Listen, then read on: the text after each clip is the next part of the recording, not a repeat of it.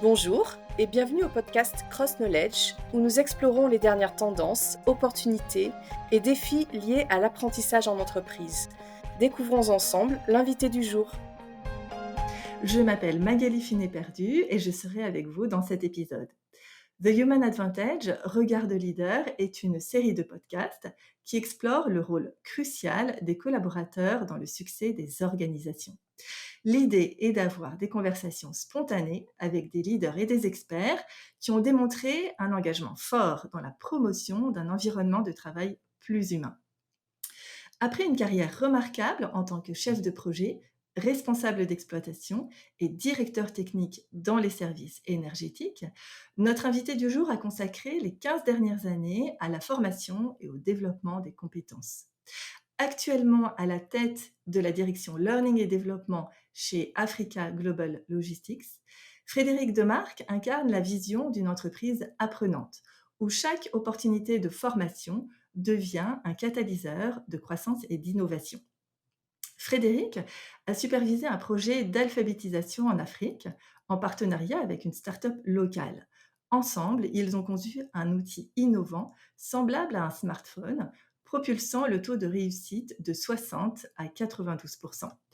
Aujourd'hui, plongeons dans l'univers de l'apprentissage chez AGL, où le Lean Management se déploie comme un moteur stratégique au service du développement des compétences et de la croissance. Alors, Frédéric, un grand merci de vous joindre à nous sur le podcast. Bonjour Magali, merci. Alors tout d'abord, première question, parlons de votre évolution de directeur d'exploitation à directeur Learning et Développement. Qu'est-ce qui a motivé ce changement de cap au cours de votre carrière? Je dirais au départ un petit peu le hasard. Le fait est que j'étais à un moment de mon parcours où après beaucoup de temps passé à l'étranger en tant qu'expatrié ou sur des missions, plutôt techniques et de développement, je souhaitais, me poser un petit peu, en France, moins bouger et on m'a proposé de rejoindre les équipes formation, à l'époque, j'étais chez Veolia. On m'a proposé de rejoindre les équipes du campus Veolia et de devenir l'adjoint du directeur de la formation, de l'époque, formation des métiers, de l'énergie et c'est comme ça que j'ai sauté le pas et voilà, pris un virage. Passionnant. Et justement, vous avez mentionné l'application, la fois dernière qu'on a échangé, l'application des principes du Lean Management dans la formation. Pouvez-vous Ouais. nous expliquer comment cette idée est née? Oui, en fait, alors moi j'ai grandi avec, dans un univers d'ingénieur, j'ai été, formé à tout ce qui est lié au processus, au management de projet, au lean management, à l'amélioration continue et donc quand je me suis retrouvé, dans cet environnement dans les environnements de formation, je me suis dit que ça me semblait naturel d'appliquer un petit peu les mêmes règles, et j'ai pu beaucoup plus d'ailleurs le mettre en œuvre, au sein de l'entreprise dans laquelle je suis aujourd'hui. D'accord. Et donc qu'est-ce que ça veut dire? Est-ce que vous pouvez nous expliquer, justement qu'est-ce que ça signifie, mettre en place ces principes chez AGL? Alors j'ai commencé par, un petit peu embêter mon équipe en leur demandant voilà, c'était des profils, vous savez, très, beaucoup d'ingénieurs pédagogiques, des gens, créatifs, des concepteurs e-learning, des formateurs et cetera et donc je leur ai demandé alors je les ai accompagnés, je les ai accompagnés, hein, par de la formation, par un certain nombre d'ateliers et cetera. Justement apprendre, à se rapprocher de cet état d'esprit de management de projet et de comprendre aussi ce que ça voulait dire d'être un business partner, c'est-à-dire parler le langage de nos opérationnels et être capable de définir des indicateurs de performance ou d'efficacité, ou d'impact de nos formations, et donc dès le début d'un projet, d'identifier quels seraient les indicateurs qui pourraient dire que ça fonctionne ou pas. Donc c'était un petit peu un changement de posture et puis on a beaucoup travaillé aussi sur les processus.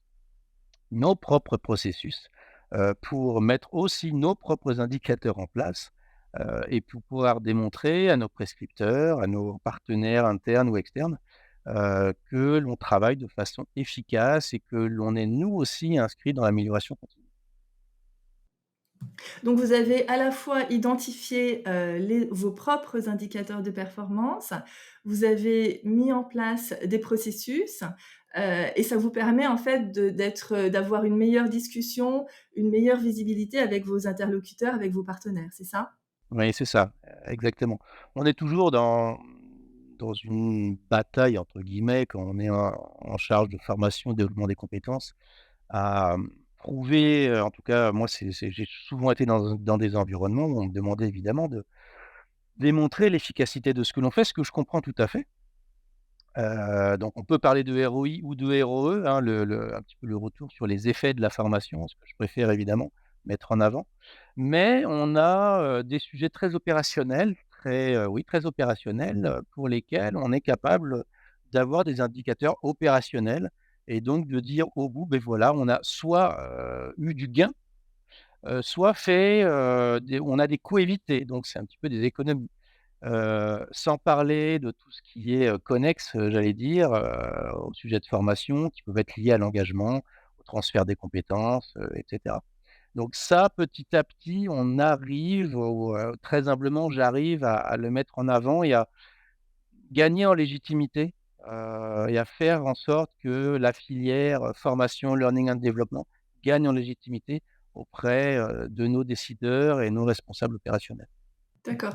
Donc il y a une notion de, hem, voilà, ce que vous disiez de, mettre en valeur les ROI, les ROE, bien sûr aussi, le résultat opérationnel, donc des choses concrètes qui vont, vous faire gagner aussi en légitimité à l'intérieur de l'entreprise sur la partie auprès des interlocuteurs business, si j'ai bien compris?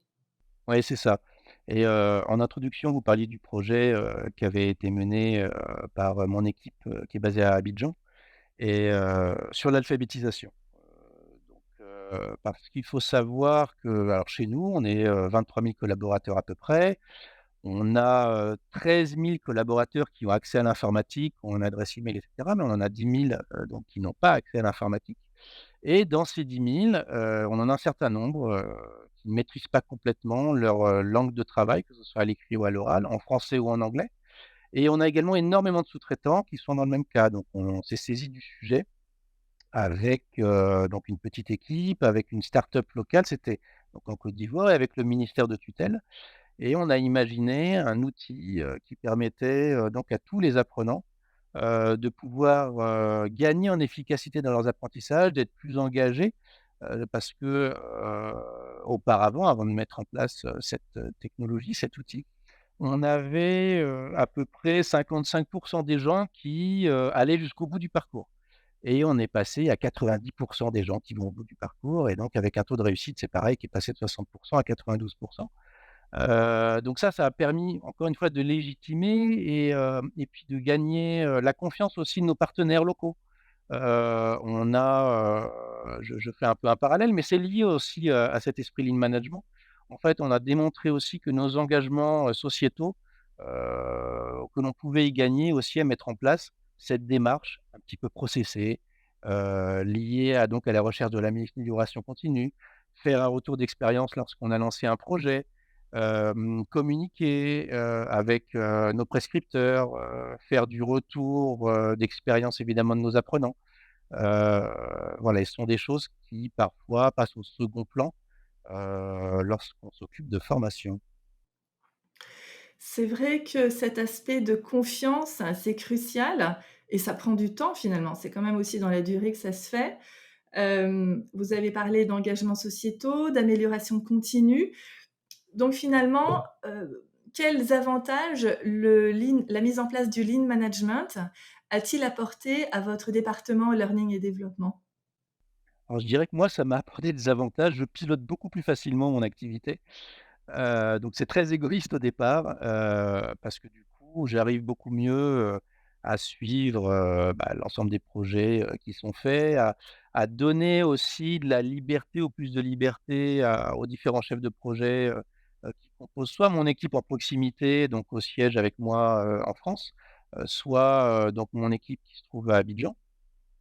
Le souhait, c'est d'ailleurs de continuer de créer un réseau comme ça, learning et développement, dans d'autres pays, en Afrique et parce qu'on partage un esprit, donc projet, on fixe des objectifs, on définit des jalons, on arrive à le suivre et on fait un petit peu de «prosélytisme» entre guillemets dans l'entreprise puisqu'on est une entreprise, nous, à l'origine, qui était pas forcément mature sur cette façon de travailler et donc via nos projets de formation, via ce lean management et le je rappelle juste que, je, mmh, j'ai collé, j'allais dire, au lean management parce que c'est notre principal axe de développement stratégique chez nous, c'est l'excellence opérationnelle et que donc j'ai expliqué à tout le monde que la meilleure façon d'accompagner cet axe stratégique, c'était que nous-mêmes, la filière RH globalement et la filière formation, développement des compétences, devaient également, pour être un vrai business partner, coller à cette façon de travailler. D'accord.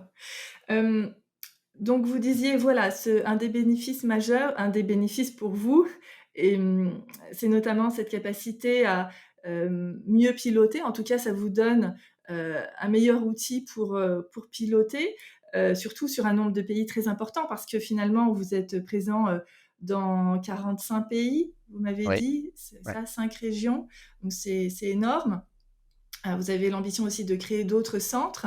Hem, Est-ce que, entre parenthèses, j'aurais aimé que vous nous disiez peut-être plus concrètement ce que c'est que le lean management D'accord. appliqué au learning. Appliquer la Peut-être si l'on formation. peut, Ouais, oui, si l'on peut revenir sur cette notion-là, ouais, ouais, appliquer la pour, des formation. personnes qui sont pas forcément, Bah, c'est familières de cette alors terminologie.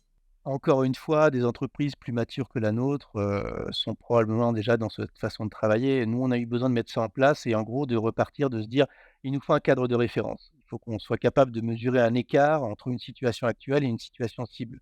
Donc quels sont nos standards? Donc on s'est réinterrogé sur ce cadre de référence, matrice des compétences, mais en essayant de la faire la plus simple et la plus dynamique possible. C'est évidemment la grande difficulté. Vous savez qu'on a des compétences qui évoluent très, très vite, on en a qui meurent, on en a des nouvelles, qui naissent et à vitesse grand V actuellement. Donc définir ce cadre de référence et mettre en place des outils et des méthodes à disposition de nos différents relais dans tous nos pays pour pouvoir donc faire ce fameux état des lieux, regarder s'il y a un écart par rapport à la cible et puis derrière mettre en place des solutions et donc comme je dis souvent, il faut qu'on regarde si la solution à mettre en œuvre, elle est court, moyen ou long terme. Du court terme, ça peut être un module de formation, j'allais dire assez court, assez rapide. Du moyen terme, ça peut être un parcours de développement des compétences et sur du long terme, on peut parler d'évolution professionnelle, de mobilité, professionnelle également et donc à chaque fois, ce sont des solutions différentes. Donc on a également développé une offre qui n'est pas simplement un module de formation, mais une offre d'accompagnement et de services complets qui part du conseil, en mode consulting interne, du conseil, de l'analyse du besoin, de l'organisation d'ateliers ou de séminaires pour nos prescripteurs, pour nos donneurs d'ordre et puis évidemment après, j'allais dire classique formation, toutes modalités confondues, puisque je ne suis pas dogmatique, à chaque fois on se pose la question: «Mais quelle est la bonne méthode, la bonne pédagogie à mettre en œuvre pour adresser ce besoin de développement de compétences?» D'accord, donc une Est-ce méthodologie. que je réponds voilà, est-ce Oui, que je bien sûr. réponds Magali, Bien sûr, tout à fait. Donc une méthodologie qui vient irriguer, toutes les facettes de l'activité, learning et développement au sein d'AGL. Donc c'est vraiment intéressant. Une question aussi, que j'aime bien poser dans ce podcast, dans la série de podcasts. Quels conseils donneriez-vous à d'autres professionnels learning et développement qui cherchent à intégrer ces concepts dans leur stratégie business? c'est toujours difficile, je suis toujours, comment dire, enfin j'aime faire preuve d'humilité donc mais disons que je vais simplement parler des choses qui me sont chères et qui me sont importantes pour moi. C'est que, donc j'ai changé d'environnement professionnel en rejoignant le monde de la logistique. C'était un domaine, que je connaissais pas du tout et moi je ne sais pas travailler sans connaître à minima le business dans lequel je suis. Donc c'est la première chose, c'est comprendre bien le business dans lequel on travaille évidemment, arriver à capter quels sont les indicateurs opérationnels, quels sont les indicateurs suivis par le business, quelles sont, leurs orientations stratégiques, leurs objectifs stratégiques évidemment. Et ça, c'est donc la posture du business partner qui me semble complètement indispensable et ensuite, c'est traduire et expliquer justement à nos donneurs d'ordre, à nos prescripteurs que dans notre démarche de développement des compétences, de formation, on va appliquer un peu les mêmes méthodes qu'eux. Donc on est des professionnels, on veut du résultat, on n'est pas une entreprise philanthropique, donc le besoin de formation, il existe parce qu'on a des clients à servir, hein. On n'a pas beaucoup parlé de nos clients finaux, mais évidemment, c'est pour eux qu'on travaille, et que, pour monter sur la chaîne de valeur, pour toujours travailler sur notre valeur ajoutée, on a besoin de mesurer. Voilà, c'est le même principe. On mesure, on regarde s'il y a des effets. Donc on est sur cette fameuse route d'Hemming, d'amélioration continue. Donc où on va regarder si ce que l'on a mis en œuvre fonctionne. D'accord et justement, vous disiez, servir le business, c'est la finalité, servir, les clients, c'est vraiment la finalité, c'est ce qui est à la fin de la chaîne, l'objectif, de toute l'entreprise. Si vous aviez une baguette magique, qu'est-ce que vous aimeriez si je vous donnais une baguette magique, qu'est-ce que vous en feriez, quel dans un monde idéal? Moi, moi dans mon Oui, environnement, oui, tout à fait. hem, il me faudrait plus de ressources. Non, mais ce que je dis là, c'est que, donc moi je suis encore dans une phase de, comment dire? J'essaye de convaincre et de montrer l'importance, du learning. On parlait, c'est pareil en introduction, vous parliez d'entreprise apprenante. Alors encore une fois, très humblement, je dirais qu'on ne l'est pas encore tout à fait, on est sur le chemin.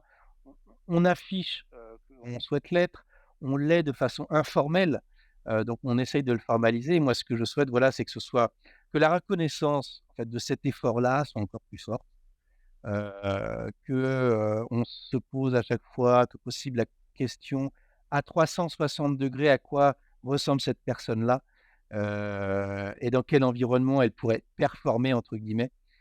Et la performance, c'est aussi lié à la qualité, de vie, dans l'entreprise, dans l'environnement de travail, que les conditions soient favorables et cetera. Je décris quelque chose d'un peu idéal, mais comme vous m'avez proposé une baguette magique, voilà, je vais jusqu'au bout. Très bien. Écoutez, c'est un très bel objectif qui clôt, ce podcast. Merci encore Frédéric d'avoir été avec nous aujourd'hui. À très bientôt. Merci. Un grand merci de vous être joint à nous aujourd'hui. Nous espérons vous retrouver pour le prochain épisode du podcast Cross Knowledge. Si cet épisode vous a plu, n'hésitez pas à le partager avec vos collègues. À bientôt!